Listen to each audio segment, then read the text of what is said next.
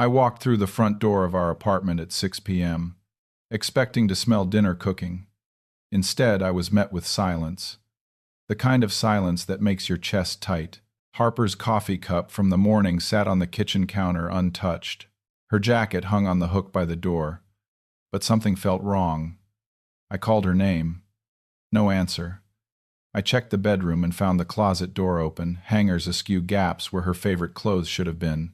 Her toothbrush was gone. So was the small duffel bag she kept in the back of our closet. No note, no text, no explanation. My wife had packed a bag and disappeared. Before we go further, I would love to know where you are watching this from. Drop a comment with your location. And if you are curious about what I discovered next, hit that like button and subscribe, because what happened after this moment turned my entire world upside down. 4 years ago, I met Harper at a coffee shop in downtown Portland, Oregon. I was ordering my usual black coffee when she walked in, soaked from the rain, laughing at herself for forgetting an umbrella. She had this warm energy that filled the room. We started talking, and I learned she was an elementary school teacher who loved her students more than anything. She was kind, thoughtful, and had this way of making everyone around her feel seen. We dated for 2 years before I proposed to her on a hiking trail overlooking the Columbia River. She cried and said yes. We got married in a small ceremony with close friends and family. Life felt complete. Our marriage was simple but happy. We lived in a modest one-bedroom apartment near the city center. On weekends, we would cook breakfast together, walk along the riverfront, and talk about everything and nothing. Harper always left little notes for me. Reminders to bring an umbrella when the forecast called for rain. A smiley face drawn on the bathroom mirror. Small gestures that showed she cared. We did not fight much. We talked through our problems. Or at least I thought we did. Looking back now, I realize how little I truly knew about the woman I married. The morning Harper disappeared started like any other Thursday. She woke up before me, made scrambled eggs and toast, and kissed me goodbye as I headed out to the construction site where I worked as a structural engineer. She told me she had a busy day ahead, teaching classes and then running errands after school. She said she would pick up groceries and maybe stop by the bookstore. I told her I loved her. She smiled and said she loved me too. That was the last normal conversation we ever had. I spent the day overseeing the foundation pour for a new office building on the east side of town. It was physically demanding work, and I was exhausted by the time my shift ended at 5:30 p.m. I texted Harper on my way to the truck, asking what she wanted for dinner. No response. I figured she was still at the store or driving. I called her. The phone rang 6 times before going to voicemail. I left a message asking her to call me back. By the time I pulled into our parking garage, a small knot of worry had formed in my stomach. The apartment was dark when I opened the door. I flipped on the lights and called her name. Nothing. I walked through the living room. Her book sat on the coffee table, bookmarked halfway through. Her reading glasses were folded neatly beside it. In the kitchen, her coffee mug from the morning still had a few sips left in it. Cold now. I checked the bedroom. That is when my heart started pounding. The closet door was wide open. Several hangers lay scattered on the floor. Her favorite pair of jeans was gone. So was the gray sweater she wore constantly during the fall. Her running shoes were missing from the shoe rack. I went to the bathroom. Her toothbrush was not in the holder.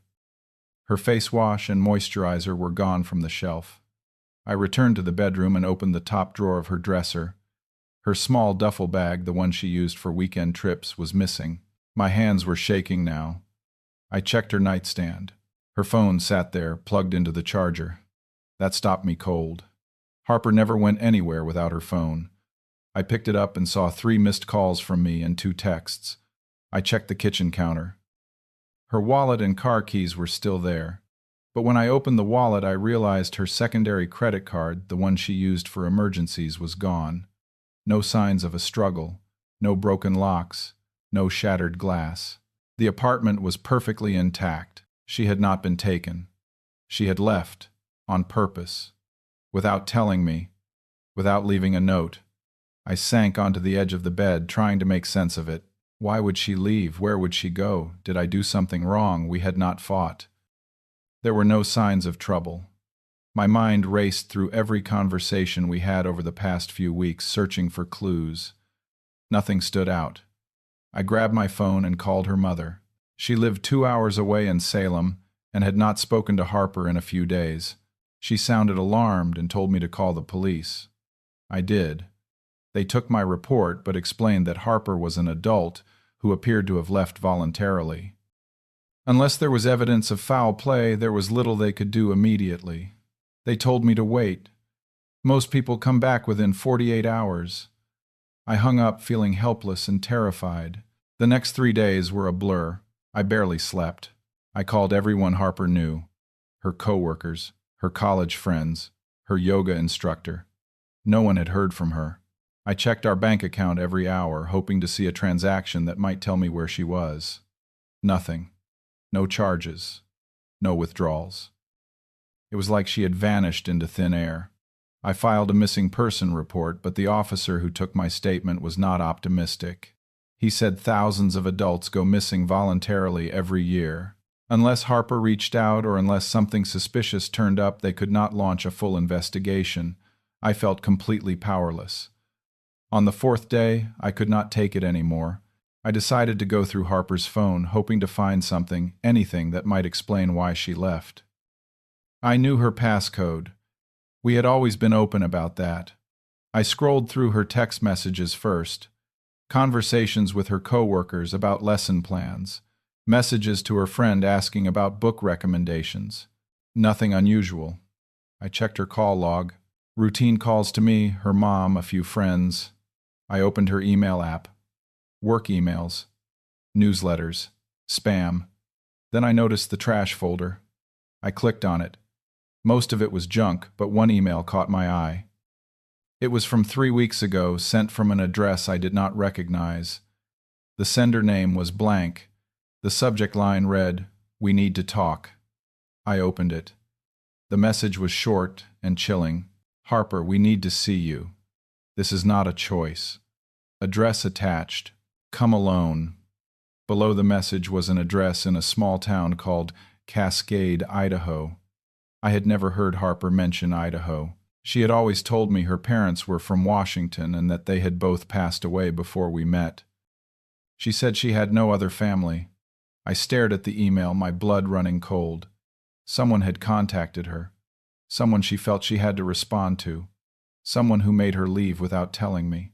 I copied the address into my phone and closed the email. My hands were trembling. Who sent this? Why did Harper go? And why did she not tell me I knew I could not just sit around waiting for answers? I decided to visit Harper's school. Maybe someone there knew something. I drove to Riverside Elementary, the school where she taught 2nd grade. I found Sarah Harper's closest coworker in her classroom after school hours.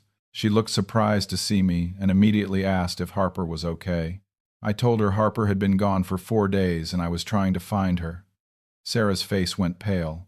She sat down at her desk and told me that Harper had seemed distracted over the past couple of weeks. She had been quieter than usual, less engaged during lunch breaks. Sarah said she had asked Harper if everything was all right, and Harper had smiled and said she was just tired. But then Sarah remembered something else. About 2 weeks before Harper disappeared, they had gone out for coffee after work. Harper had seemed lost in thought, staring out the window. Sarah asked her what was on her mind, and Harper said something strange. She asked, "If you had to face something from your past, something you have been running from for years, would you do it?" Sarah said she did not know how to respond, so she made a joke about facing an ex-boyfriend. Harper had smiled faintly but did not laugh. Then she said, "There are things I have not told Otis, things I should have told him a long time ago." Sarah asked what she meant, but Harper changed the subject. Before I left, Sarah handed me a small cardboard box. She said Harper had given it to her a week ago and asked her to keep it safe. Sarah did not know what was inside, but she thought maybe it would help me. I thanked her and took the box to my truck. I sat in the parking lot and opened it. Inside was a single photograph. It was old, the edges worn and faded. The picture showed a younger Harper, maybe 17 years old, standing beside a middle-aged man and a young boy, probably around 12. They were standing in front of a small wooden house. The background looked rural with mountains in the distance. I flipped the photo over. On the back, written in faded ink, were the words, "My family, Idaho, 2008. I stared at the photo, my mind spinning. Harper had told me she had no family. She had told me her parents were dead, but here was proof that she had lied. Who were these people, and why had she hidden this from me? I could not sleep that night. I kept staring at the photograph, trying to piece together the puzzle. The email, the address in Idaho, the photo with the words, "My family." It all pointed to one conclusion. Harper had gone back to Idaho. She had gone back to a past she had never told me about, and she had gone alone. By the next morning, I had made my decision. I called my boss and told him I needed a week off for a family emergency. Then I packed a bag, filled up my truck with gas, and started driving east toward Idaho. The drive from Portland to Cascade took just over 6 hours. I crossed into Idaho around 2 p.m. and followed the GPS through winding mountain roads until I reached the small town. Cascade was tiny, with a population of maybe 1,000 people. Main Street had a handful of shops, a diner, and a gas station.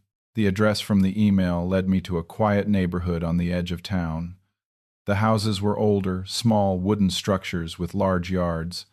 I pulled up to the address and parked across the street. The house matched the one in the photograph.